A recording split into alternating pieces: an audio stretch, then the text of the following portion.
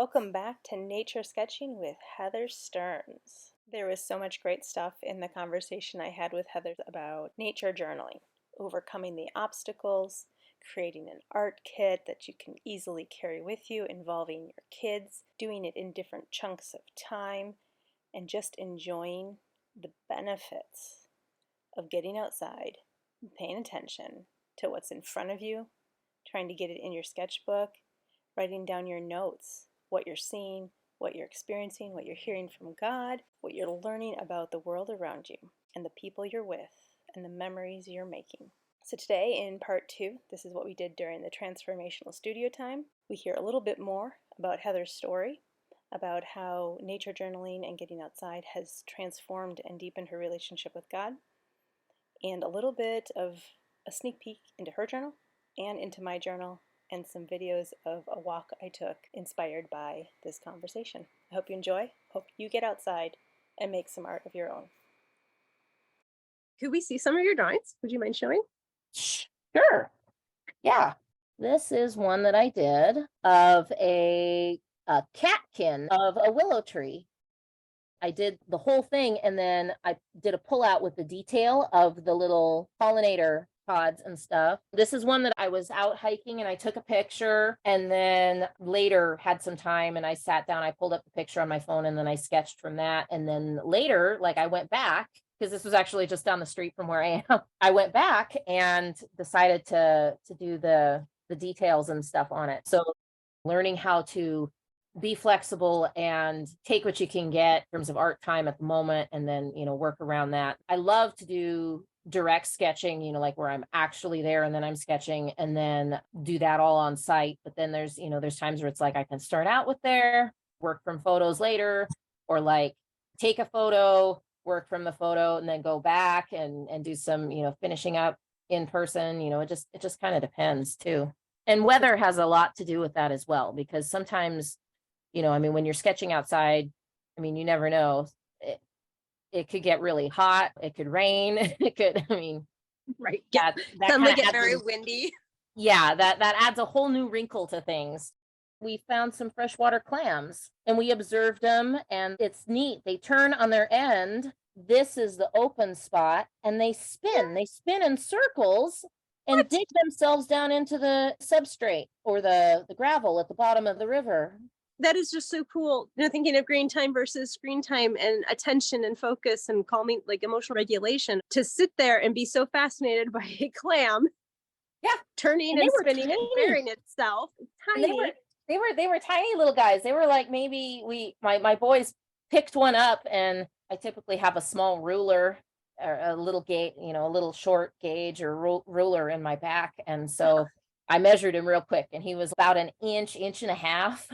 At the end of your thumb. Like, now I want to go find some and just watch them. But that takes time to sit there and find them and hold It still does. long enough to watch them. And the fact that you could be all of your energy and focus really be entertained and engaged in Mhm. just watching nature be nature. Oh, and that And is you one of the best parts of my day, especially, because I grew up in a small town. My grandparents raised horses. We lived right across the driveway from them. I was like the typical feral child from the time school got out, 3 o'clock in the afternoon. I get off the bus, I was gone until like dinner time.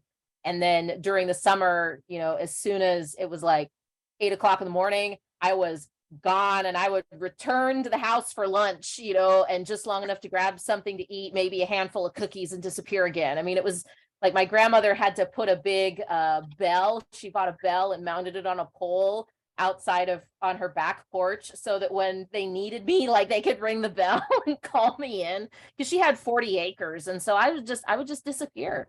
I just disappear. And getting to share that with my kids, I love it. When, like, for example, with the clams, he found them, and he was like, oh my gosh. And then he laid there on his tummy on the bank with his nose practically in the water, watching these clams for like 20 minutes. 20 minutes just oh, sitting great. watching them. And then it's like, watching them as they move along the bottom of the water, and then like, oh mom, come look. It's like, I love that. I love that. So many treasures. Mhm.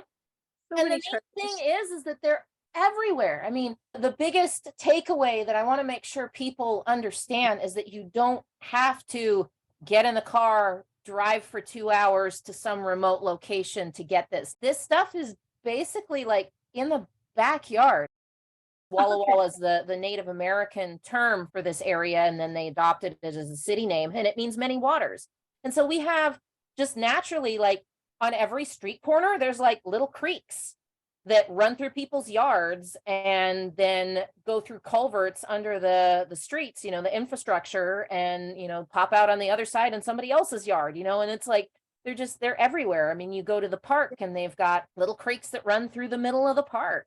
And that's just half a block away, basically. Yeah. And so it's like you can experience this everywhere.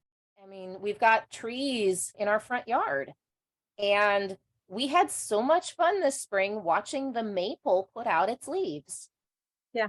That's like right here. A lot of people think, oh, if I'm going to do plein air stuff, if I'm going to do, nature journaling or nature sketching, like I have to go somewhere to do it. And no, that's not the case. John Muir Laws wrote a book that I've used a lot called How to Teach Nature Journaling, and he talks about the 1 foot square. So basically, you can measure out like a 12 inch by 12 inch by 12 inch square, or the quick way to do it is like to go down to the dollar store and get like some small hula hoops or something like that. Okay.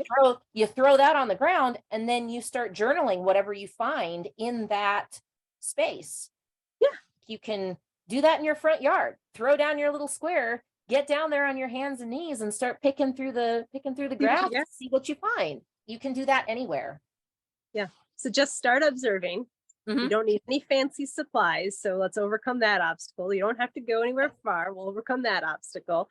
And then I think the tips that I was really enjoying hearing about how to get it in your book is simple supplies, one, and then get the big shape in. Yeah. And then if there's time, go back and get the detail. Like the one that you just showed us, it looked kind of fuzzy when you looked at the piece of it. And then you went in and you did a detail of what. Oh, yeah. All those tiny, you pop out and you show the detail. Hundreds of these little things that make it on the bigger shape, make it look kind of fuzzy almost.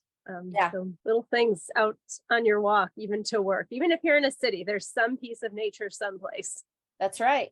Yeah. Fun walks with the dogs. I often find things on the ground, and I don't have time or supplies with me to stop and sketch. Like, got to get through the walk so I can get to work or whatever. Right. But I'll throw them in my pockets, like a stick with cool moss, or we have those like helicopter seeds, and every once in a while they'll like catch my eye. I found bits of bird shell. I found a set of dragonfly wings last year, totally intact, no body, but just the wings. So that carefully came home. I walked like quarter of a mile like this, protecting it and put it in Tupperware. I love it. So you can you don't have to sit down and do it when you find it along the way, collect it, bring it home, and see what you experience in yourself and see what God says to you as you pay attention to nature. Yeah. Oh, yeah. Well, in case in point, this is my youngest's art bag. And when I look in here, I'm finding pine cones, and there's like a feather. And, yes. And I think part of a leaf is hiding down there at the bottom too. So it's, start a nature collection. Start a nature collection. Absolutely.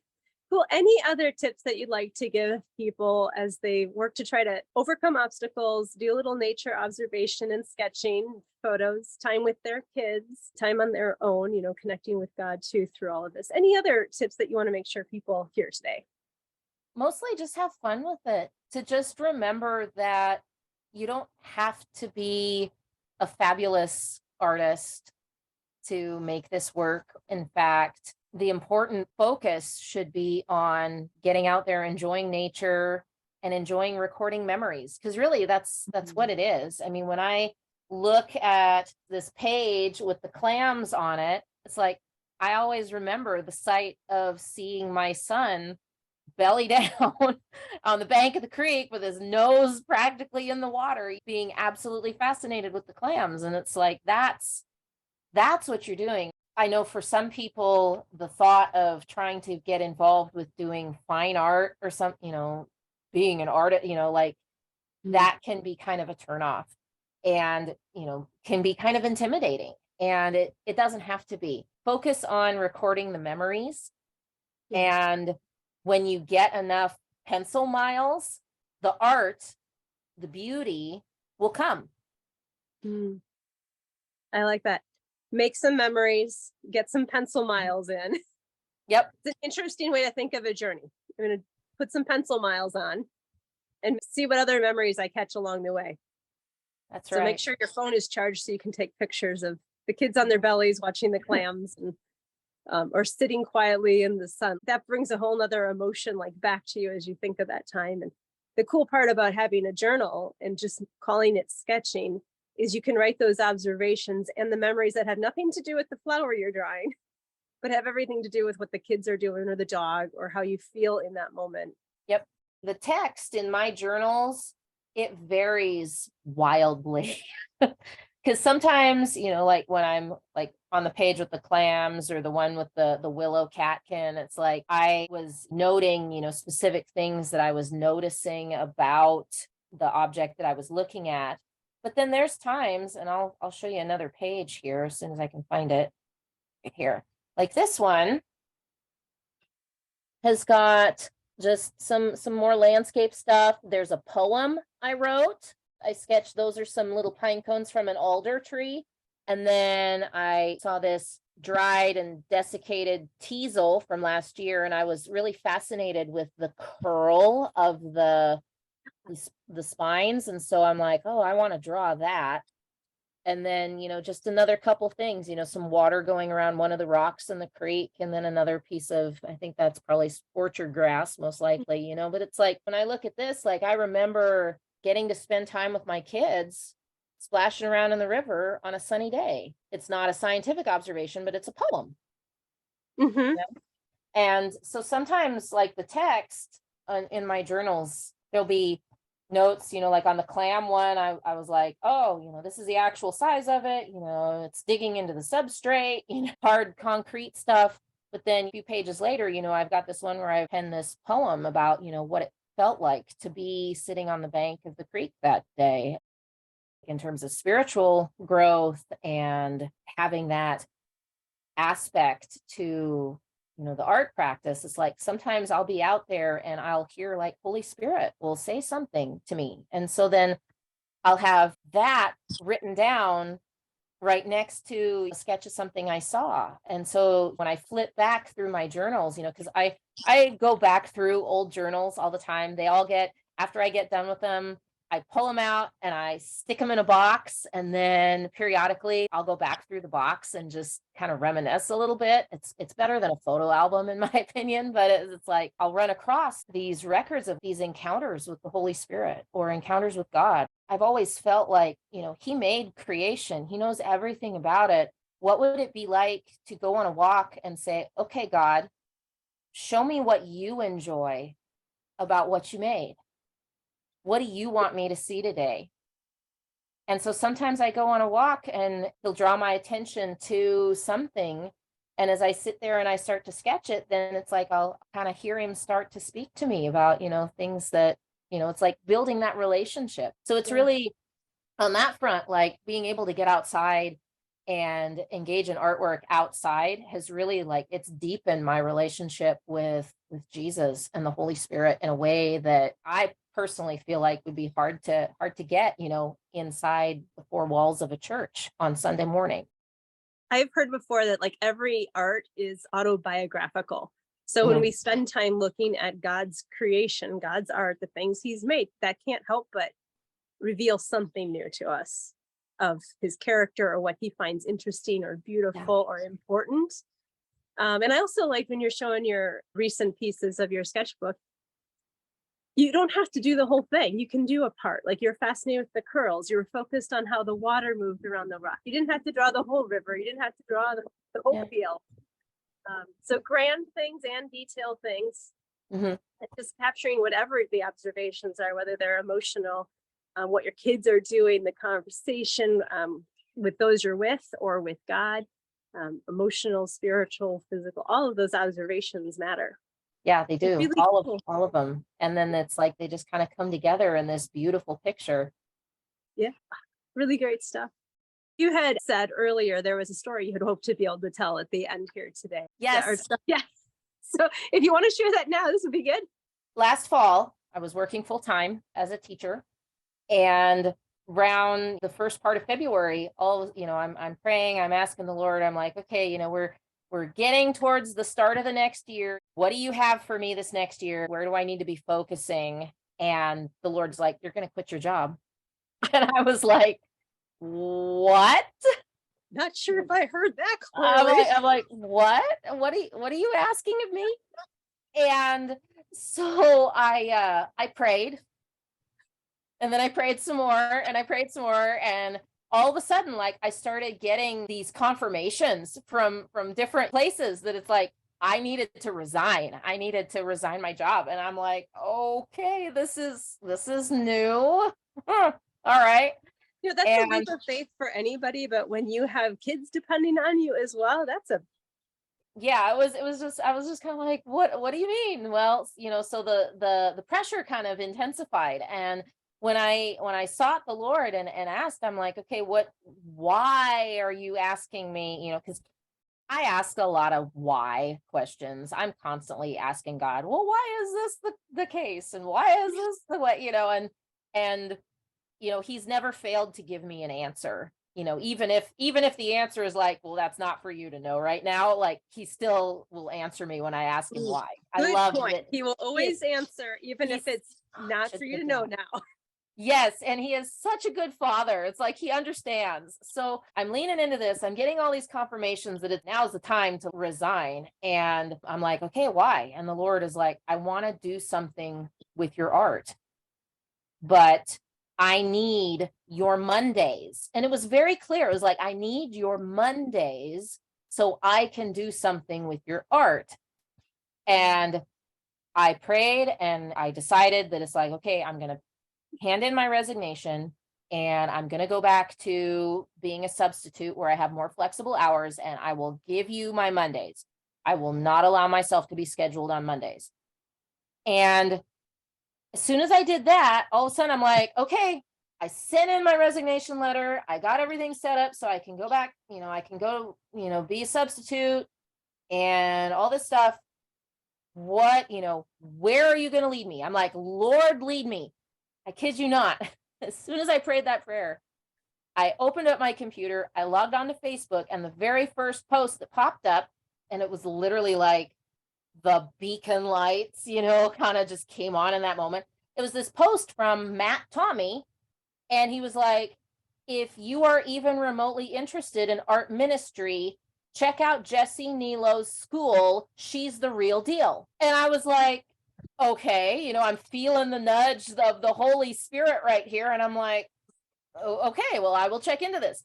So I check into it. I'm getting the confirmation, all of a sudden, like, the confirmations start coming in, like I have like my church mama prays for me all the time. And, sometimes I'll call her up. I'll be like, okay, the Lord's told me something. Can you pray and see, what are you getting off of this? And like, I'll deliberately like withhold details so that I know that when she gives me an answer, the Lord will confirm with those details. So it's like, I know that I'm actually getting the right stuff.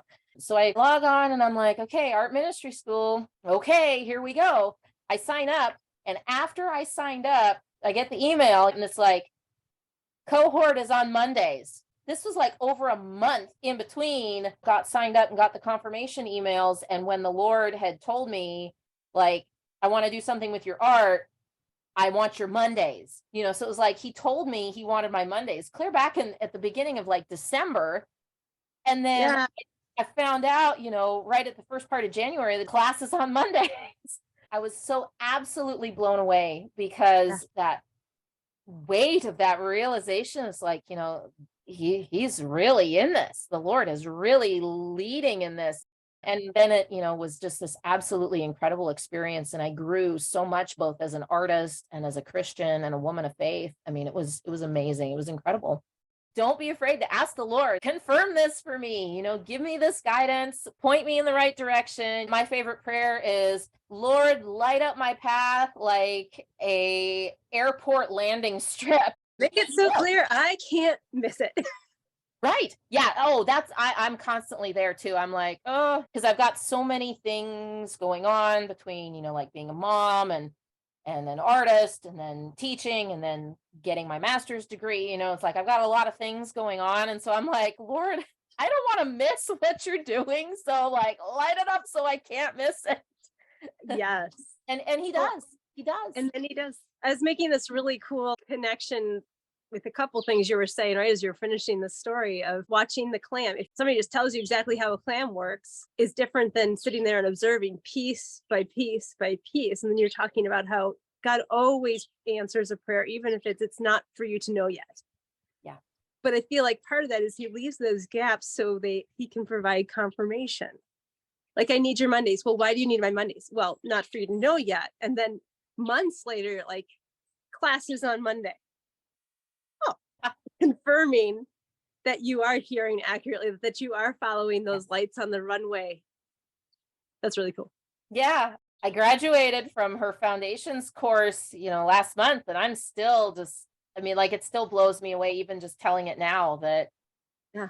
he told me over a month in advance that he wanted my Mondays because he was going to do something with my art. And I'm like, okay.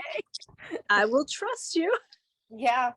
Yeah, that builds our faith. When he says something, we take him at his word, and then he shows us why he said that. Because sometimes in the beginning, to have a detail is all that we can handle.